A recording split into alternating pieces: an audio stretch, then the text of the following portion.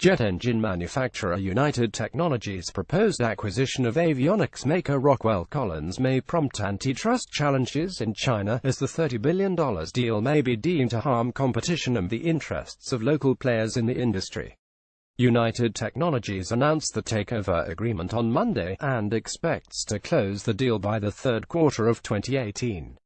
The Farmington, Connecticut-based company didn't identify the jurisdictions in which it would have to seek antitrust approval, but the fact that both merging parties have notified China's Ministry of Commerce of previous transactions suggests that they may face the same obligation for their latest deal. The two companies spoke of complementary offerings in their announcement, pointing to only a small overlap between United Technologies' engines and systems portfolio and Rockwell's avionics, seats and interiors businesses, in a move seen to downplay antitrust problems. Nevertheless, as soon as the deal was made public, Chinese industry players began to question whether the merged entity would move towards bundling its products. The tie-up will not only strengthen the negotiating power of the combined entity with Chinese customers, but also create incentives for it to bundle products and sell them at lower prices. Although cheaper product may appear to benefit buyers, bundling could enable the merged company to squeeze other standalone equipment suppliers out of the market and eventually reduce customer choice. That scenario hints at a broader problem for China's ambitious industrial plans, as it could put Chinese aircraft parts makers at a disadvantage, making it even harder for them to compete for orders. At present, the two firms' Chinese counterparts still lag far behind the foreign rivals in terms of international recognition. Bundling looks especially worrisome when any merging parties have significant market power, and United Technologies appears to fit into that category, based on data released by MOFCOM when it conditionally approved the industrial giant's takeover of aerospace manufacturer Goodrich in 2012.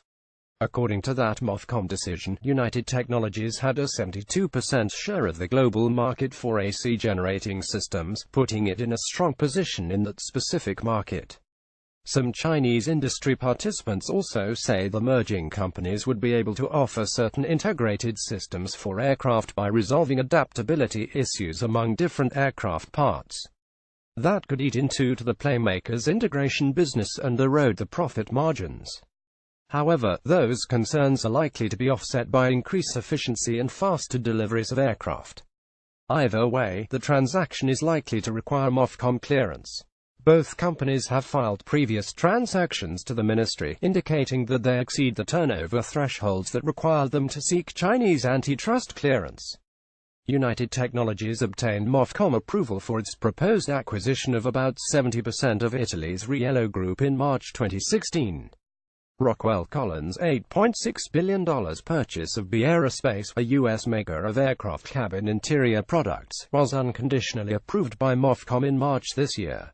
Under China's current rules, transactions must be notified to MOFCOM for antitrust approval if, in the previous financial year, the combined global turnover of the merging parties exceeded 10 billion yuan $1.6 billion, or the combined sales in China exceeded 2 billion yuan, and at least two of the parties in a merger involving more than two companies each had China turnover of more than 400 million yuan.